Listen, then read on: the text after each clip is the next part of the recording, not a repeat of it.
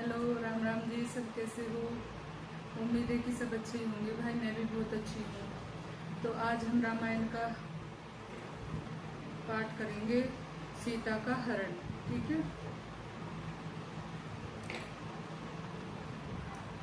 सीता की बातें सुनकर रावण बोला, मालूम होता है कि तुम पागल हो और तुमने मेरे पराक्रम तथा बल के बारे में नहीं सुना है।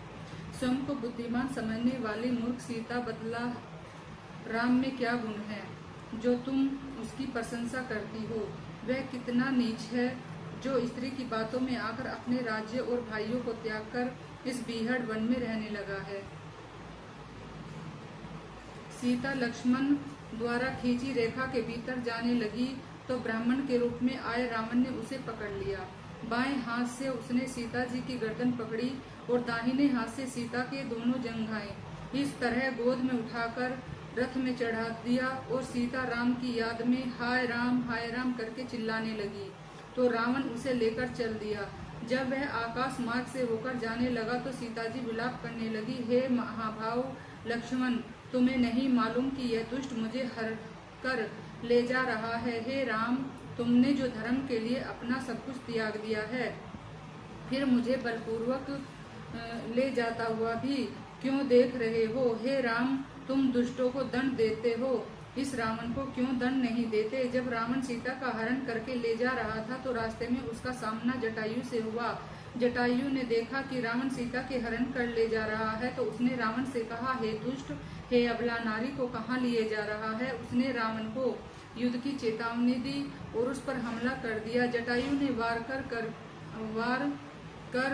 करके रावण को बुरी तरह घायल कर दिया और रावण ने क्रोध में आकर तलवार से जटायु के दोनों पंख काट दिए, जिससे वह राम राम करता जमीन पर आ गिरा। सीता ने जब कोई भी सहायक नहीं देखा तो एक पर्वत पर उसे 5 वानर दिखाई दिए। उन्हें चोटी पर बैठा देखकर सीता ने अपने मांगलिक दुपट्टे में अपने आभूषण उतारकर बांधे और इस आशा से उनके बीच में फेंक दिए कि यह राम को मेरा वृत्तांत सुना देंगे। पीली आंखों वाले उन वानरों ने सुंदर सीता को रोते देखा। रावण पंपापुर को पार करके रोती सीता को लंका की ओर लिए चला जा रहा था। रावण सीता को अपने पुष्पक विमान में बड़ी प्रसन्नता से ले जा रहा था। अब लंका में प्रवेश। रावण सीता को लेकर लंका में पहुंचा और फिर अंतपुर गया जहां बहुत भीड़ लगी हुई थी। शोक में डूबी सीता को वहीं उतारा और भयंकर सूरत वाली राक्षसियों से कहा, देखो, इससे कोई भी स्त्री या पुरुष न मिलने पाए और जो भी वस्तु मोती मणि स्वर्ण वस्त्र या आभूषण यह चाहे इसे तुरंत दिया जाए और जो इसे जाने या अनजाने में कटु वचन बोलेगी वह समझ ले कि उसका अंत आ गया है। राक्षसियों को समझाकर रावण मन ही मन सोचता हुआ अब क्या किया जाए, वहां से चल दिया और द्वार पर अपने 8 मांस भोजी राक्षस देखे। महाबली रावण उनकी बहादुरी की प्रशंसा करके बोले, तुम शीघ्र ही अपने अस्त्र शस्त्र लेकर पंचवटी में चले जाओ जहाँ पहले खर रहता था और इस समय वहाँ कोई राक्षस नहीं है। राम ने सबको मार डाला है, उसी स्थान पर अब तुम अपने बल पर भरोसा करके रहो और मेरी जो सेना वहाँ रहती थी उसे भी खर दूषण के साथ ही राम ने मार दिया है। इससे मुझे राम पर क्रोध आ रहा है और अब मेरी राम से शत्रुता है। मैं अब उससे किसी न किसी प्रकार से बदला लेना चाहता हूँ। जब तक राम को युद्ध में नहीं मार डालूं मुझे चैन की नींद नहीं आ सकती। तुम वहाँ रहकर मुझे समाचार भेजते रहना कि वह क्या कर रहा है। तुम लोग वहाँ सावधानी से रहना और जब भी मौका हाथ आए तो राम को मार डालना। सीता को प्रलोभन। उस 8 महाबली राक्षसों को पंचवटी जाने का आदेश देकर रावण अपनी प्रसन्नता पर फूला नहीं समाया और काम से पीड़ित रावण सीता को देखने सुंदर वन में गया और सीता राक्षसियों के बीच में शोक में डूबी थी और उसका पंख आंसुओं से भरा हुआ था। राम के वियोग के शोक से वह मरी जा रही थी। रावण उसके पास गया और उस शोक मग्न जानकी को बलपूर्वक अपना सुंदर भवन दिखलाया जिसमें अनेकों मकान बने हुए थे, हजारों स्त्रियां रहती थी, सैकड़ों प्रकार के पक्षी पले हुए थे, हाथी दांत मणि और स्वर्ण तथा चांदी के खंभे थे और जिन पर हीरे की चित्रकारी हो रही थी जो देखने में अत्यंत सुंदर लगते थे। इस प्रकार सीता को अपना सारा भवन दिखाकर उसे लुभाने की गरज से वह पापी बोला, हे सीता, मैं उन करोड़ों राक्षसों का स्वामी हूँ जो भयंकर कर्म करते हैं, और इनमें मैंने बालक और वृद्धों को नहीं गिना है। यह मेरा सारा राज्य और मेरा जीवन तेरे अधीन है। मुझे अपने प्राणों से भी अधिक प्यारी है। यदि तू मेरी पत्नी बन जाए तो इन हजारों रानियों में तू ही पटरानी बना दी जाएगी। मेरी यह लंका 100 योजन लंबी चौड़ी है और इसके चारों ओर समुद्र है। कोई भी देवता या राक्षस इस पार विजय प्राप्त नहीं कर सका। संसार में कोई भी मेरे बराबर बलशाली नहीं है। तू राज्य से निकाल दिए गए उन दीन तपस्वी जो पैदल ही वन में भटकते हैं और जिसकी आयु थोड़ी ही शेष है, उस राम के साथ रहकर क्या करेगी? इसलिए हे सीते, तू अब उस दुर्लभ राम को देखने की आशा मत कर। वह यहाँ तक आ भी नहीं सकता। तू मुझे देखकर प्रसन्न हो। मैं मेरा सेवक हूँ। और ऐसी निष्ठापूर्ण रावण की बातें सुनकर निर्भय हो सीता बोली, महाराज, दशरथ सत्य के पालन करने वाले थे और जिनके पुत्र राम हैं, वे तीनों लोकों के प्रसिद्ध धर्मात्मा हैं। उनकी बाहें बड़ी बड़ी हैं, आंखें विशाल हैं। वे मेरे पति हैं और सबके देवता हैं। जिन सिंह के समान उनके कंधे हैं, ये अति तेजस्वी हैं। भाई लक्ष्मण के साथ आकर तेरे प्राण हरण करेंगे। अगर तुम उनके सामने मुझे हरते तो खरदूषण की तरह ही मारे जाते। तुम चाहे समस्त देवता और राक्षसों में बलवान हो, पर राम के हाथों अवश्य मारे जाओगे। हे राक्षस, चाहे तुम मेरे इस निर्जीव शरीर को बांधो या मारो, परंतु अब जीवित रहना नहीं चाहती। रावण का भय और प्रदर्शन। जब सीता को निर्भय वाणी रावण ने सुनी तो वह उसे डराने के लिए बोला, हे सीता, मैं केवल 12 मास तक प्रतीक्षा करूंगा और मेरा इस बात को याद रखना, यदि तू उसके बाद मेरा कहना नहीं मानेगी तो मैं तेरे रसोइये तेरे टुकड़े टुकड़े कर डालेंगे। और अपने शत्रुओं को रुलाने वाला रावण सीता से ऐसे कठोर वचन कहने के बाद राक्षसियों से बोला, हे क्रूप, मांसाहारी और भयावनी राक्षसियों, तुम इनका घमंड चूर चूर कर दो। रावण का इतना कहना था कि हाथ जोड़कर खड़ी सीता को उन्होंने चारों ओर से घेर लिया और उत्पात आरंभ कर दिया। तो रावण उनसे बोला, सुनो राक्षसियों, तुम सीता को अशोक वाटिका में ले जाओ। वहाँ तुम उसके साथ रहकर इसकी देखभाल करना। जैसे भी हो इसे डरा धमका या समझा बुझाकर अपने वश में कर लो। रावण की आज्ञा से वह सीता को अशोक वाटिका में लेकर चल दी। राम का आश्रम में लौटना। मारीच राक्षस को मारकर राम तुरंत ही आश्रम में लौट पड़े। मार्ग में लक्ष्मण और सीता की चिंता करते करते पंचवटी में पहुंचे और जब उन्होंने उतरे चेहरे से लक्ष्मण को आते देखा तो उन्होंने कहा, हे लक्ष्मण, सीता को अकेला छोड़कर तुमने बहुत बुरा किया है। सीता क्या सकुशल होगी? हे भाई, निश्चय जानो, वन में घूमने वाले राक्षसों ने या तो सीता को मार दिया या खा गए होंगे। क्या सीता हमें कुशलता पूर्वक मिल जाएगी? क्या उसे हम देख भी सकेंगे? आश्रम में पहुंचकर राम ने पर्णशाला को सोना देखा और समस्त फल आदि बिखरे पाए तो पर्णशाला में सीता को न पाकर दुखी हो दोनों बाहें फैलाकर वह लक्ष्मण से कहने लगे, हे भाई, सीता कहाँ गई होगी और उसे किसने खा लिया? हे सीता, तुम वृक्षों के जुरमुट में छिपकर मुझसे हास्य तो नहीं कर रही? हास्य छोड़कर तुम मेरे पास आओ, मैं बहुत दुखी हूँ। जिस प्रकार सट मनुष्य कीर्ति त्याग देता है, उसी प्रकार तुम मुझे छोड़कर कहाँ चली गई हो? हे सीते, तुम मुझे मत छोड़ो, मैं तो तुम्हारे बिना जी भी नहीं सकता। राम को इस तरह विलाप करते देखकर लक्ष्मण ने कहा, हे महाबुद्धिमान राम, आप सीता के लिए विलाप न करें। यह भी संभव है कि वह गर्मी के कारण नदी में स्नान करने चली गई हो। हे नरश्रेष्ठ, हम दोनों ढूंढते हुए वहीं चलते हैं, शायद वहां पर सीता जी हों। और जब राम और लक्ष्मण दोनों ही सीता की खोज में चल दिए तो उन दोनों ने समस्त वन, नदियां, पर्वत, गुफाएं, पहाड़ों की चोटियां और शिखरों पर सीता को खोजा, परंतु वह कहीं नहीं मिली। जब रामचंद्र लक्ष्मण से बोले, हे लक्ष्मण, इस पर्वत पर तो सीता नहीं है, और इस पर लक्ष्मण ने कहा, हे पूज्य भाई, आप सीता को अवश्य पाएंगे। भाई लक्ष्मण के प्रेम भरे शब्द सुनकर राम दीन वाणी से बोले, हमने सारा वन छान मारा है, तमाम तालाब देख लिए हैं और सभी पर्वत और कंदराएं देख ली हैं। झरनों पर भी घूम आए हैं, परंतु मेरे प्राणों से प्यारी सीता मुझे नहीं मिली। इस तरह सीता को तलाश करते करते राम अत्यंत विकल हो गए, और जब छोटे भाई लक्ष्मण ने उनको बहुत समझाया और धीरज बंधाने की कोशिश की, पर मन बहुत दुखी था। वह बोले, हे लक्ष्मण, ऐसा भी तो हो सकता है कि सीता गोदावरी पर कमल लेने के लिए चली गई हो। रामचंद्र जी का इतना कहना था कि लक्ष्मण जाकर गोदावरी नदी तट पर जाकर खोजने लगे। जब वहां भी सीता नहीं मिली, तब राम से आकर कहा, मुझे सीता का वहां भी पता न चला, कहीं भी तो उसकी आवाज सुनाई नहीं देती। पता नहीं संकट हारनी सीता कहाँ चली गई। हे देवता, हमें दक्षिण दिशा की ओर सीता को और देखना चाहिए, शायद कुछ पता चल जाए या वह हमें मिल जाए। तब राम ने स्वीकृति सूचन सिर हिला दिया। सबरी का आश्रम पंचवटी से दक्षिण दिशा की ओर 3 कोस चलकर राम और लक्ष्मण कोच वन में पहुंचे, और इस वन को पार करके 3 कोस चलने के बाद मतंग ऋषि का आश्रम मिला। ये दोनों भाई पर्वतों पर विश्राम करते हुए पापुर पहुंचे, और यहाँ सबरी नाम की भिलनी का बड़ा रमणीक आश्रम था। वह आश्रम के चारों ओर बड़े सुंदर सुंदर वृक्ष लगे हुए थे। भक्त सबरी ने उन्हें देखा तो हाथ जोड़कर खड़ी हो गई,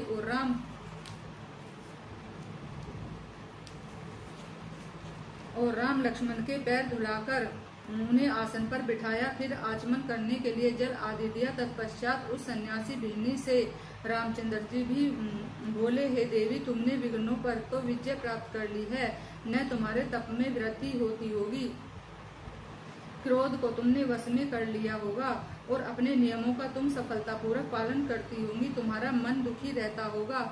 रामचंद्र जी की प्रिय वाणी सुनकर तपस्विनी सबरी उनके सामने बैठकर बोली, हे भगवान, आज आपके दर्शन पाकर मेरा तप सिद्ध हो गया है, गुरु पूजा भी पूर्ण हो गई है, आज मेरा जन्म सफल हो गया है। अब मैं आपकी पूजा करके स्वर्ग प्राप्त करूंगी। हे राम, आप इस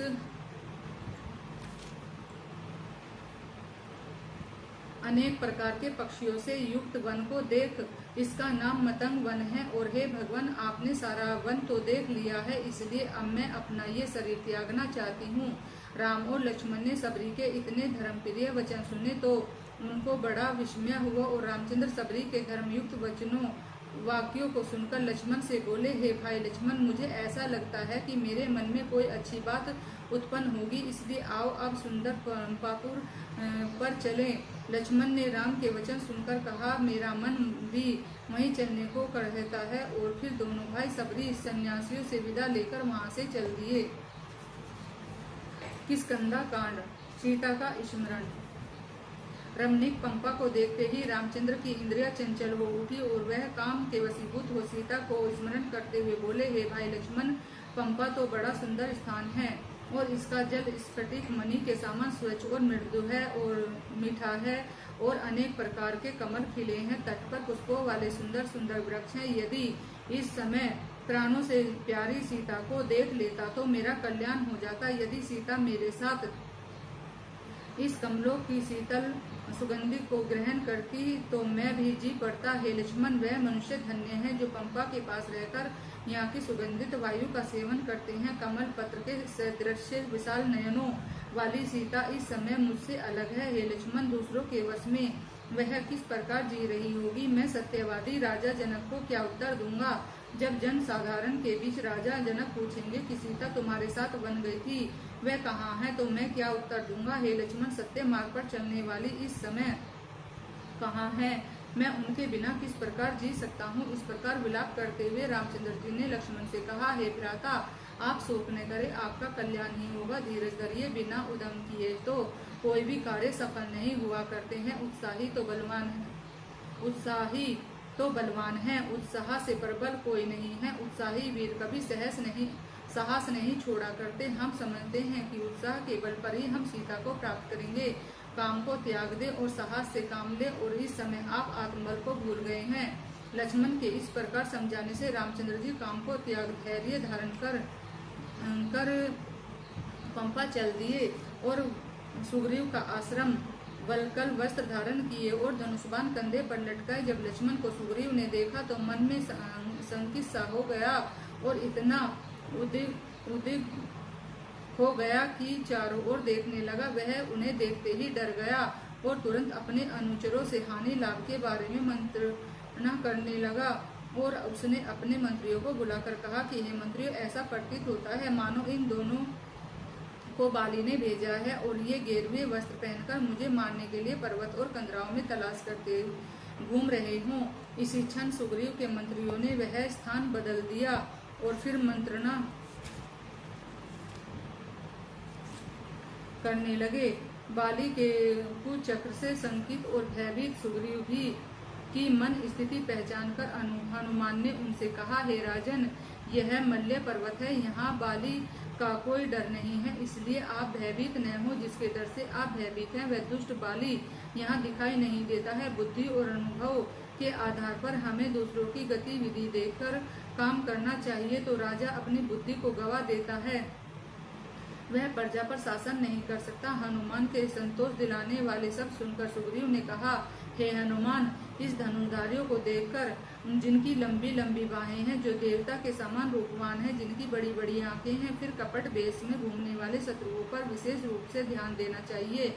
वह पहले विश्वास देते हैं और फिर विष देते हैं। बाली बुद्धिमान है और राजा जब होते ही दूरदर्शी हैं। वह तो मुक्ति से ही दुश्मन का नाश किया करते हैं। इसलिए हे हनुमान, तुम इनके पास जाओ और इनकी गतिविधि देखकर पता लगाओ कि इनकी इच्छा क्या है। यदि यह तुमको देखकर प्रसन्न हो तो तुम इस तरह की बात करो जिससे मेरे प्रति उनके मन में विश्वास हो जाए, और जिस समय तुम उनके बात करोगे तो तुम्हारा मुख मेरी ओर ही होना चाहिए। यदि इनका मन साफ होगा तो बातों से पता लग ही जाएगा। और सुग्रीव की आज्ञा पाकर हनुमान राम और लक्ष्मण के पास गया। राम लक्ष्मण व हनुमान संवाद। पवन पुत्र हनुमान तपस्वी का वेश धारण कर राम लक्ष्मण के पास पहुंचा और उनको हाथ जोड़कर प्रणाम कर विधिवत पूजा की और मधुर वाणी में तपस्वी राम से कहा कि हे महाराज, आप दोनों महानुभाव कौन हैं और इस जंगल में विचरण करने वाले मृगों और अन्य वंचरों को भयभीत करते हुए क्यों घूम रहे हो? गेरुए वस्त्र धारण किए हुए स्वर्ण कांति वाले आप कौन हैं और आपको देखकर यहाँ की प्रजा भयभीत हो रही है? आप सिंह जैसे बलशाली हैं, वैसा ही आपकी दृष्टि है। इंद्र के धनुष के समान आपका धनुष है। आप सुंदर हैं, रूपवान हैं और वृषभ के समान हैं। आपकी कांति से यह पर्वत प्रकाशित है, देवताओं के समान है। आप जो राजा होने के योग्य हैं, तब आप वन में क्यों घूम रहे हैं? तो श्रीमान, मैं आपसे इतनी बातें कर रहा हूँ, आप चुप हैं। भला ऐसा क्या कारण है? वानरों के राजा सुग्रीव धर्मात्मा हैं और उनके भाई ने आपको घर से निकाल दिया है। उनके भाई ने उनको घर से निकाल दिया है।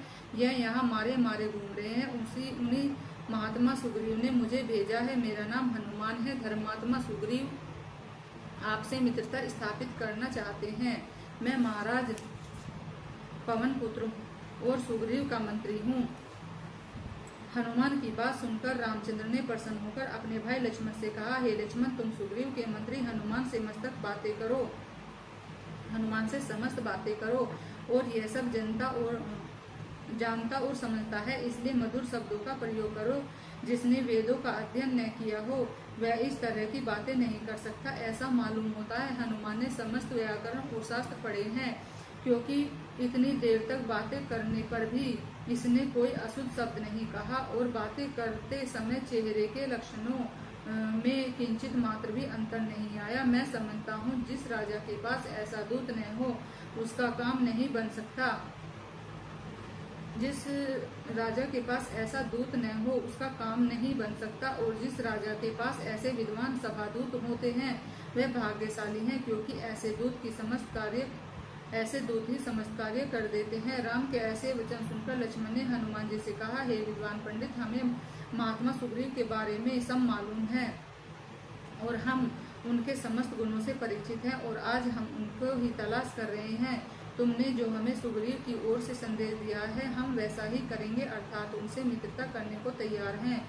लक्ष्मण राम के मधुर वचन सुनकर हनुमान समझ गया कि वे किसी काम के कारण आए हैं, तो वह मन ही मन बहुत प्रसन्न हुआ और धर्मात्मा सुग्रीव का नाम स्मरण करने लगा। उसने अपने मन में सोचा कि यदि राम अपने ऐसे किसी काम के कारण यहाँ आए हैं जिसे सुग्रीव कर सकता है, तब इनकी सहायता से सुग्रीव को पूर्ण राज्य मिल जाएगा। वह सोचकर बड़ी प्रसन्नता पूर्वक रामचंद्र जी से बोले, हे प्रभु, आप अपने छोटे भाई का साथ लेकर भयानक पशुओं से भरे जंगलों में घूमते हुए पंपा क्यों आए हैं? तो लक्ष्मण ने हनुमान से कहा, उनका प्रश्न सुनकर कहा, अयोध्या के राजा दशरथ बड़े प्रतापी सत्यवादी राजा हुए हैं। उन्होंने चारों वर्णों का धर्मपूर्वक पालन किया है। संपूर्ण पृथ्वी पर न तो किसी से द्वेष करते थे और न उनसे कोई द्वेष करता था। सभी प्राणियों पर उनकी दृष्टि पिता के समान थी। उन्होंने पूर्ण यज्ञ किए थे। उन्हें राजा दशरथ के बड़े पुत्र श्री रामचंद्र जी हैं और यह बड़े धर्मज्ञ पिता की आज्ञा पालने वाले सभी प्राणियों के सहायक सबसे अधिक गुणवान हैं और इनके साथ सूर्य के समान कांति वाली इनकी पत्नी सीता भी आई हुई थी। मैं रामचंद्र जी का छोटा भाई हूँ और इनके गुणों के कारण ही मैं इनका दास बनकर साथ साथ रहता हूँ। मेरा नाम लक्ष्मण है। हे हनुमान, सब सुखों के योग्य, सबके आदरणीय और पूज्य और प्राणियों का सम्मान हित कामना करने वाले जब अपना सर्वस्व त्याग वन में रहने के लिए आए, तब एक दिन जब ये अपने आश्रम पर नहीं थे तो कोई राक्षस जो इच्छानुसार अपना रूप बदल सकता था, सीता को हर कर ले गया है। जिस दुष्ट ने भी इसकी पत्नी सीता का हरण किया है, उसी का पता लगा रहे हैं।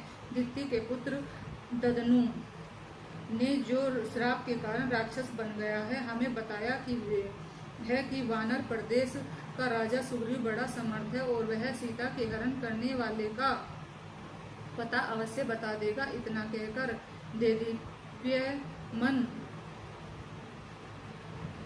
धनु स्वर्ग सिधार गया और तुम्हारे पूछने पर मैंने सारी बातें सही सही बता दी हैं और इस समय हम सुग्रीव की शरण में आए हैं। लक्ष्मण की बात सुनकर हनुमान बोला, वानर राज सुग्रीव भी ऐसे ही धर्मात्मा और वीर सन्यासी के दर्शन करना चाहते थे, परंतु यह उनका सौभाग्य है कि स्वयं आप यहाँ आ गए और सुग्रीव भी आजकल परेशान है। उनका राज्य बाली ने छीन लिया है, उनको देश से निकाल दिया है, पत्नी भी छीन ली है और वह इस समय इस वन में ही निवास कर रहे हैं। सूर्य के समान तेजवान सुग्रीव और हम लोग आपकी सहायता करेंगे। तो इतना कहकर हनुमान ने रामचंद्र जी से चलने की विनती की।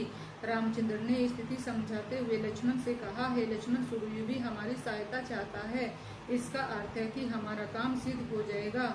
हनुमान भी प्रसन्न है और इसकी आकृति भी सरल है। हमें विश्वास कर लेना चाहिए कि हनुमान ने जो कुछ कहा है वह सत्य कहा है। इसके पश्चात वीर हनुमान दोनों को सुग्रीव के पास ले गया। राम और सुग्रीव की मित्रता।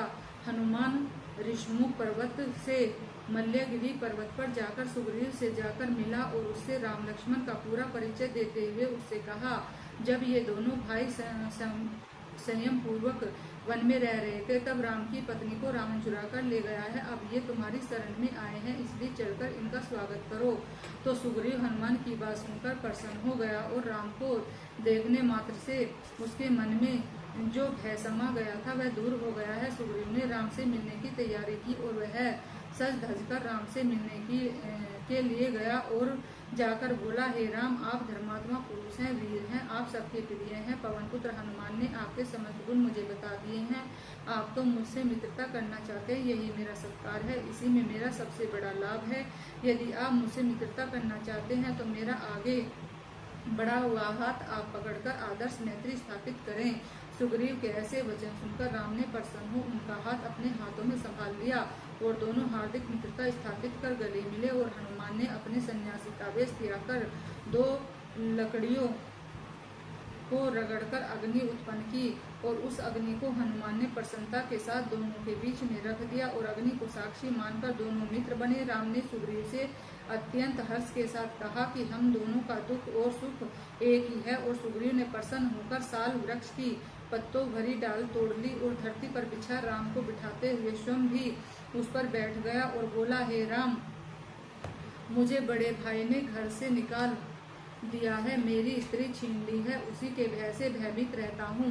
हे देवता मित्र, तुम मुझे उससे अभय कर दो।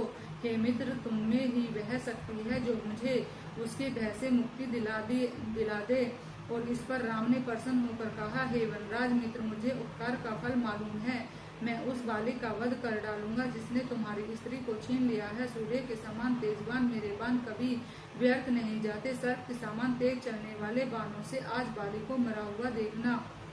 राम ऐसे प्यार भरे शब्द सुनकर सुग्रीव ने कहा, हे रामचंद्र जी, मेरे श्रेष्ठ मंत्री हनुमान मुझे बता दिया हनुमान ने मुझे बता दिया है कि आप इस वन में क्यों आए हैं। मैं आपको विश्वास दिलाता हूँ कि आपकी सीता का वियोग शीघ्र ही दूर होगा। सीता चाहे आकाश में हो चाहे पाताल में, यहाँ भी कहीं होगी। मैं उसे खोज निकालूंगा। हे राम, मैं आपकी पत्नी को अवश्य ला कर दूंगा। आप मुझ पर विश्वास करें। अतएव हे महाभाव, आप पत्नी का शोक त्याग दे, क्योंकि मेरा अनुमान है कि वह सीता ही होगी। मैंने देखा था, एक दिन एक दुष्ट राक्षस एक स्त्री का हरण करके लिए जा रहा था और वह रोती हुई हाय राम हाय लक्ष्मण जैसे शब्द कह रही थी, तो वह रावण की गोद में नागिन की तरह पड़ी थी। और उसने पर्वत पर मुझे और मेरे 4 मंत्रियों को बैठा देखा और अपना दुपट्टा तथा कुछ आभूषण नीचे गिरा दिए। हे रामचंद्र जी, हमने उन्हें उठाकर सुरक्षित स्थान पर रख दिया है। मैं उनको लिए आता हूँ, आप उनको पहचान ले। प्रियवादी सुग्रीव के ऐसे वचन सुनकर रामचंद्र जी कहने लगे, हे अनुपम मित्र, देरी क्यों कर रहे हो? उनको शीघ्र ही मंगा दो। इस पर सुग्रीव एक गहरी गुफा में जाकर सीता के आभूषण ले आया और वस्त्र और आभूषण देखकर रामचंद्र रोने लगे। उन आभूषणों को हृदय से लगाकर हाय सीते कहकर विलाप करने लगे और फिर पास में बैठे हुए लक्ष्मण से कहा, सीता ने यह दुपट्टा और भूषण घास के मैदान पर फेंक दिए थे और इनको पहचानो, यह देखने में सीता के ही मालूम होते हैं। इस पर लक्ष्मण बोले, हे आदरणीय पूज्य भ्राता, मैं इन कुंडलों और बाजूबंदों को नहीं पहचानता, क्योंकि कभी दृष्टि उठाकर मैंने देखा ही नहीं। हाँ, पाजेब को पहचानता हूँ, क्योंकि नित्य उनके चरणों में प्रणाम किया करता था। तो इस पर रामचंद्र सुग्रीव से बोले, हे मित्र, बतलाओ तो सही कि तुमने किस मार्ग पर सीता को जाते देखा था। वह राक्षस कहाँ रहता है तो जिसने मुझे इतना कष्ट दिया है? सीता को चुराकर उसने मेरा सोता क्रोध जगाया है। ऐसा करके उसने अपनी मृत्यु का आह्वान किया है। मैं समझ राक्षसों का नाश कर डालूंगा। राम के ऐसे वचन सुन आंखों में आंसू भरकर हाथ जोड़कर सुग्रीव बोला, मैं उस पापी राक्षस के संबंध में कुछ भी नहीं जानता, न उसके बल और सामर्थ्य के बारे में ही मुझे कुछ पता है और न यही पता है कि वह कहाँ रहता है। पर फिर भी हे राम, मैं ऐसा प्रयत्न करूंगा कि सीता मिल जाए। अब आप शोक त्याग दें, आप धैर्य धरें, क्योंकि आपको यह शोभा नहीं दे रहा है। दुख और गरीबी में भय आने पर और प्राणों पर संकट आने पर जो बुद्धि ठिकाने रखता है वह दुखी नहीं होता है, और जो व्यक्ति कष्ट आने पर दुखी हो जाता है वह उसी तरह शोक में डूब जाता है जिस तरह भार से दबी नौका समुद्र में डूब जाती है। जो दुख करते हैं उनको आराम नहीं मिलता और उनका तेज छीन हो जाता है। अतएव आप दुखित न हो, शोक त्याग दे। मैं आपको उपदेश नहीं दे रहा, केवल मित्र भाव से यह सब बता रहा हूँ। अतएव हे रामचंद्र जी, मेरी मित्रता का आदर करते हुए आप तनिक भी दुख न करें। और इस प्रकार समझाने पर राम ने अपने आंसुओं से भीगे चेहरे को साफ कर लिया और सुग्रीव को आलिंगन करते हुए कहा, हे मित्र, तुमने मेरा शोक दूर कर दिया है। ऐसे संकट के समय ऐसा मित्र मिलना बड़ा कठिन होता है। इसलिए अब तुम सीता का और दुष्ट रावण का पता लगाओ और मेरा कर्तव्य इस समय क्या है यह भी बताओ। तो इस पर समय मैंने जो गर्वपूर्वक बात कही है उसे सत्य जानो। मैंने आज तक कभी असत्य नहीं कहा और न भविष्य में ही कहूँगा। राम के वाक्य सुनकर सुग्रीव मंत्रियों सहित अत्यंत प्रसन्न हुआ और सुख दुख की बात करने लगा। तो हे मंत्री, आप जब मुझे मिल गए हैं तो देवता भी मुझ पर कृपा करेंगे। वह राम से कह रहा था कि हे राम, जिसे आपकी सहायता मिले उसे देवताओं का राज्य भी मिल सकता है। जब अपना राज्य पा लेना कौन कठिन काम है। आज मैं अपने मित्रों और बंधुओं में उच्च स्थान पा गया हूँ, क्योंकि एक रघुवंशी वीर ने अग्नि की साक्षी में मित्रता हो गई है। आगे चलकर आपको ज्ञात हो जाएगा कि मैं भी आपका योग्य मित्र हूँ और इस संबंध में मैं स्वयं आपके बारे में कुछ नहीं कह सकता। सुग्रीव वन में चारों ओर दृष्टि घुमाता हुआ उठा और उसने एक पुष्प वृक्ष पर घोड़े का एक झुंड देखा और उसकी एक डाल तोड़कर धरती पर बिछाराम को बिठाया और उसके पश्चात लक्ष्मण को फिर बोला, हे राम, मेरे भाई ने मुझे घर से निकाल दिया है, मेरी पत्नी भी उसने छीन ली है और उसके भय से ही मैं यहाँ मारा मारा पर्वत पर रह रहा हूँ।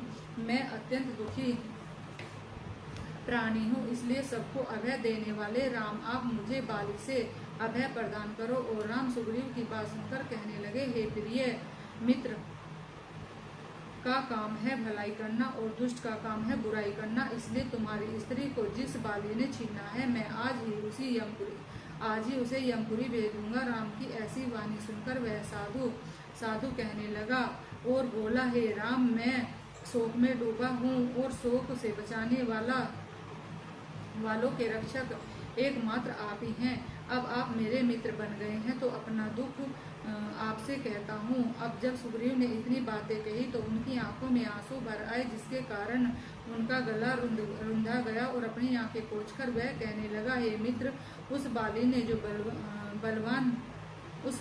जो बलवान भी है,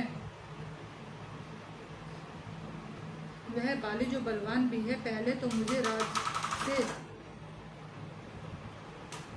अलग कर दिया और फिर बहुत बुरी भली कहकर मुझे वहां से भगा दिया।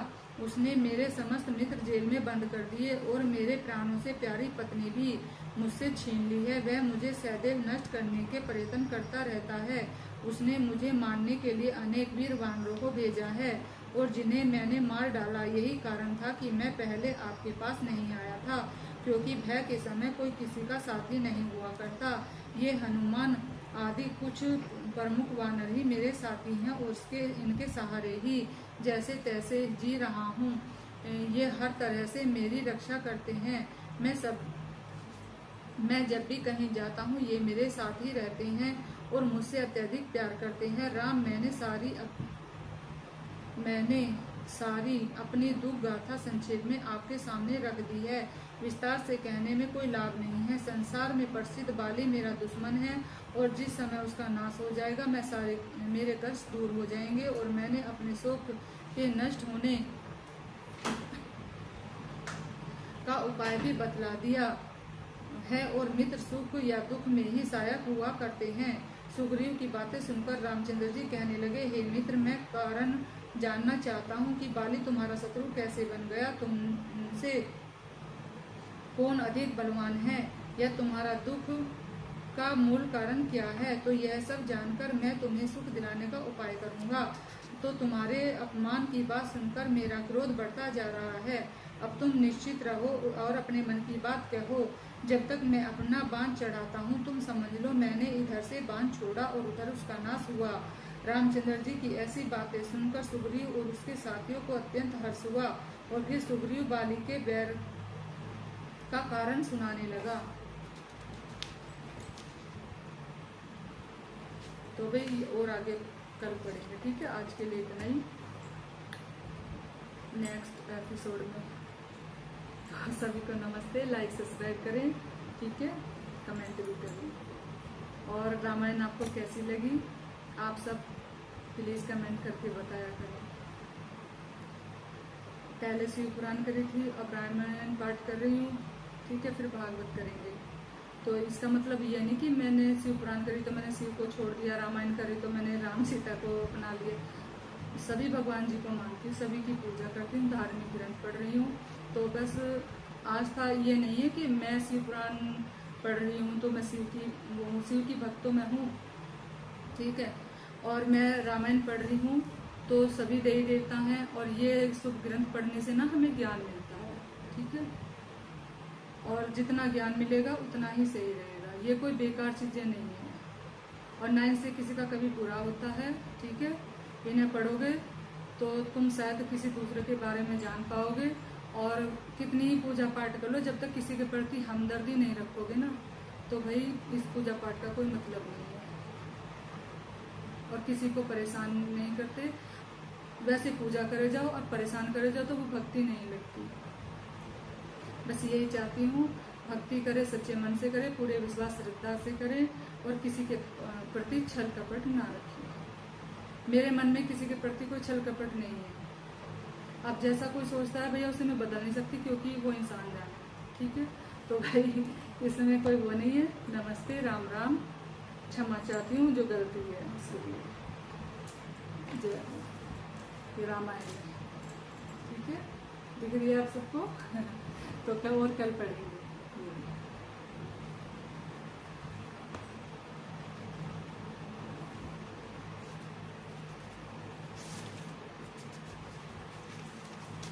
तो कल पढ़ेंगे। और अभी तो सुग्रीव और हनुमान और श्री राम का वार्तालाप चल रहा था।